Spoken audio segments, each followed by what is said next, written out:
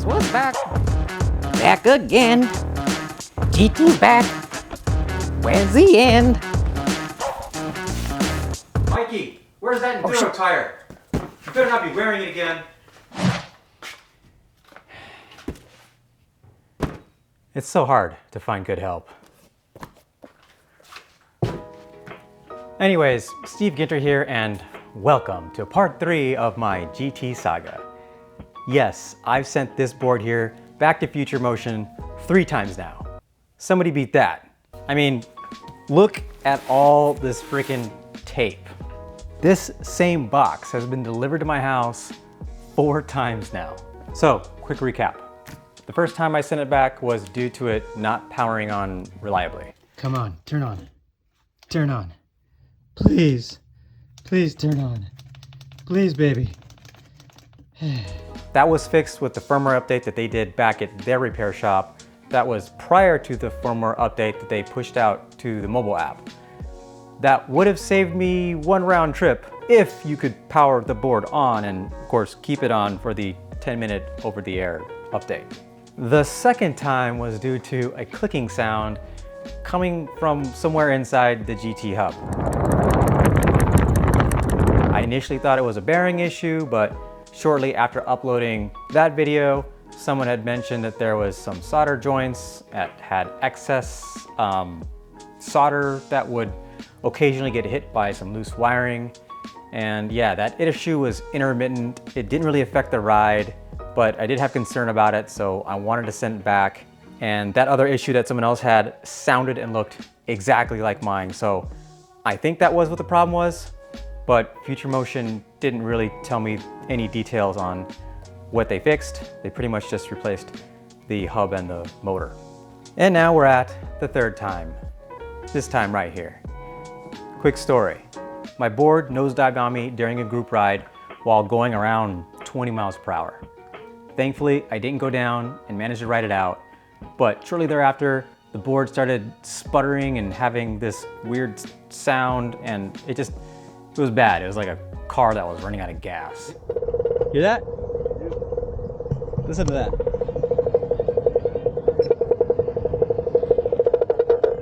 Whoa. I had no errors from the app, but did notice the speedometer just going nuts. I mean, here, look at this screen recording. It thinks I hit 41.2 miles per hour, which I know wasn't true. Dude, it says I hit 41.2. Come on, that's not possible. It's not possible. After a quick inspection and some plug reseating, I ended up riding the board backwards, roughly 6 miles back to the parking lot at about 10 miles per hour or slower. Yes, for some reason, the board worked better when I was riding it backwards or battery side forward. In any case, it still felt like it literally wanted to nosedive on me every chance it could. So when I got home to test it later, I did get this message from the app.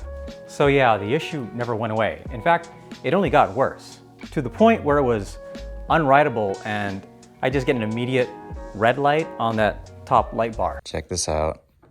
Let's turn it on. Oh, something's weird. Hall sensor did not succeed. Want to know the sad part? When I sent it back the 3rd time, it supposedly had a new motor, and it lasted me only 9 miles before breaking and having to be sent back again. After their techs fixed it, I asked them what the problem was, assuming it was a bad hall sensor or a loose connection for the hall sensor, and all they said was, It was an issue with the motor and it was replaced under warranty. you know what? It's all in the past. For now, the Onewheel GT is back, so let's get this box open and see if anything has changed, if it's even the same board, if they sent me a box of We're Sorry chocolates. I doubt that because they would have melted in the Phoenix heat here. But yeah, this tape is ridiculous.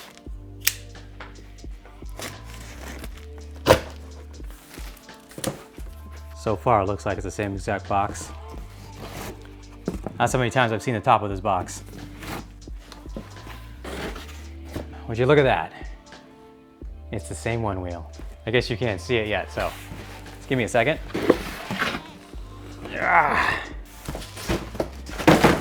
There she is. No notes. Well, let's check this box. This is the charger box. Nope. It's absolutely filthy. Pretty sure I cleaned it before I sent to him, but you know what? That's okay.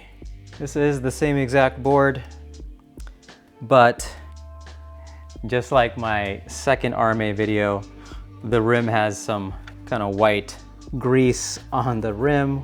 And of course, those protective rim guards, budget rim guards that I had on there are gone, which means this is gonna be one of those freshy, even freshier than 9 miles ridden tires. But everything else is the way it was before. Nothing exciting. I'm just gonna turn it on. And look at that, still works. I mean, works again, I should say. And I still have, wait, why are my lights not on? They turn off the lights in the app? Let's connect really quick and check. There we go, now you can see it, I hope. My custom colored LED lights. By the way, if you're curious how I do that, I have another YouTube video that talks about how to modify your LED lights to whatever color you want. Really, really cheap, so go check out some of my other videos.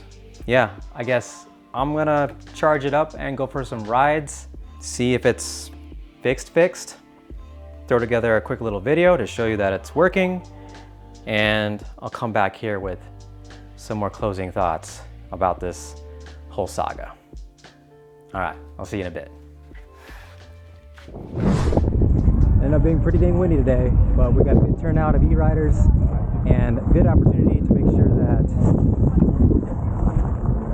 this guy still works. Hopefully it does. All right, here we go.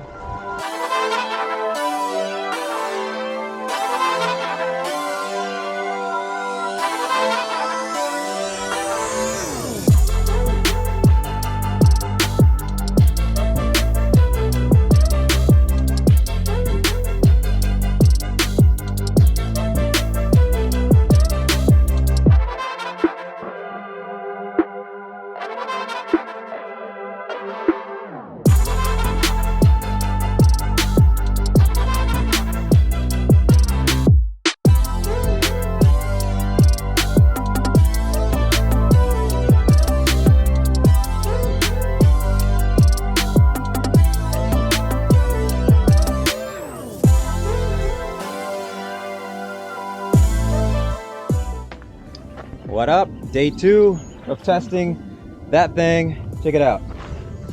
I cracked the fender. So you know I'm making sure it's gonna be good this time because I don't want to send it back again. Let's go.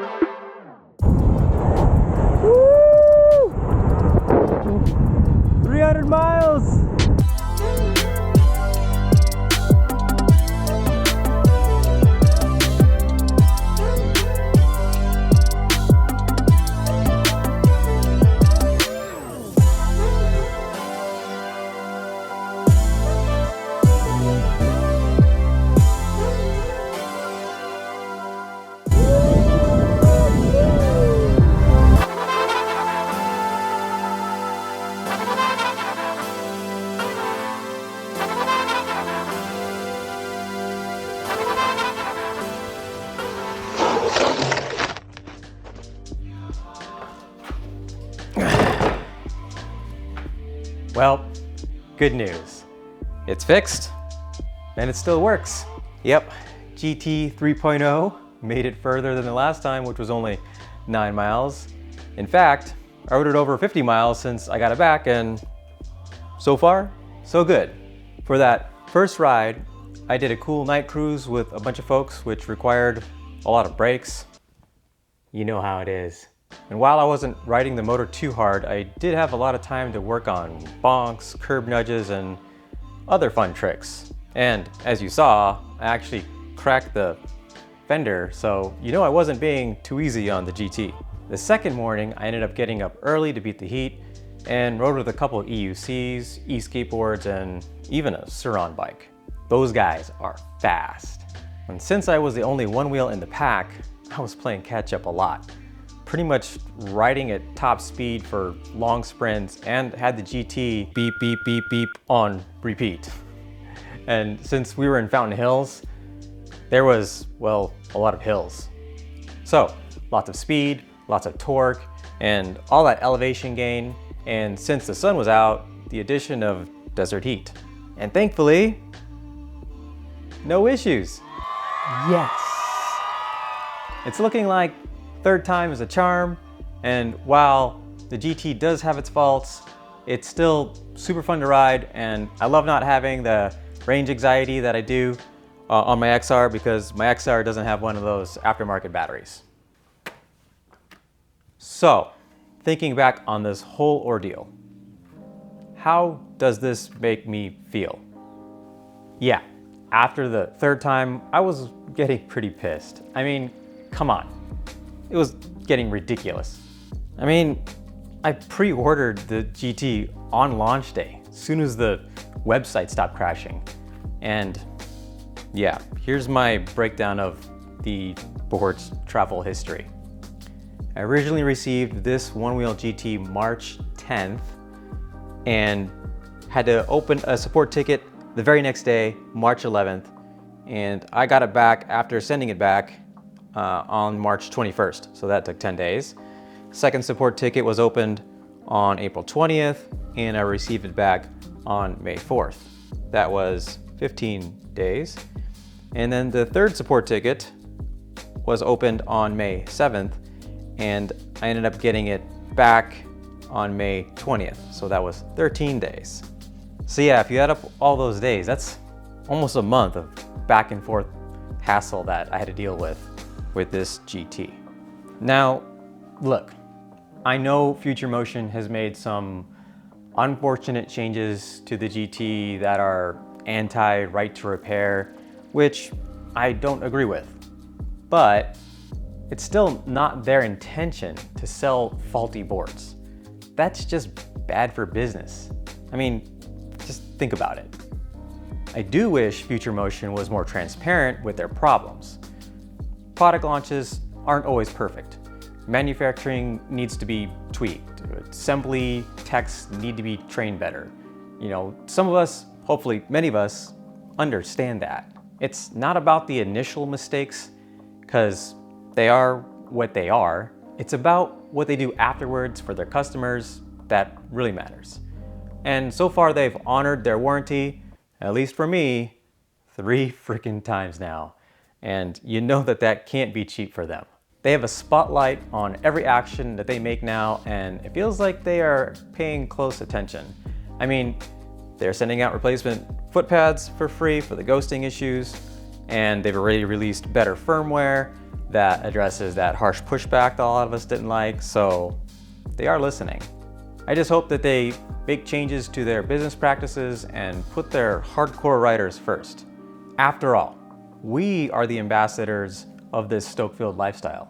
And if our voices shift the narrative, well, we end up taking our community with us and go where our expectations of awesomeness are met. And with that said, what is all this talk about VESC? I keep hearing about it, and the nerd in me is really intrigued. Anyways, that's Ginter for now. Hopefully this is the end of my GT saga, because I'm ready to just get out there and get shreddy. Speaking of shredding, I am planning to be out at Seek and Shred 2 out there in California next week, so make sure you're subscribed, and if you are also out there, don't be a stranger, come by and say hi. I'm so hyped to go. I bought this hype button. Oh yeah, and hey, do me a solid. Hit that like button if you found this video useful or you agree with anything I said here. Or hit the dislike button. We are all entitled to our own opinions. Anyways, thanks again for watching, and I'll catch you guys in the next one.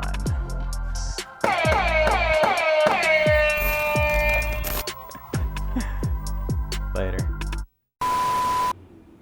And there's a garbage truck going by, so I'm waiting for it.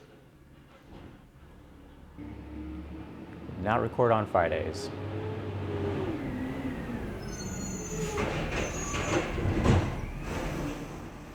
Trash.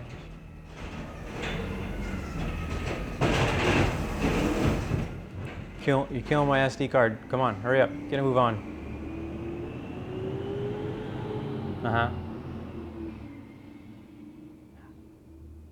We need electric garbage trucks. That'd be nice. All right, where was I?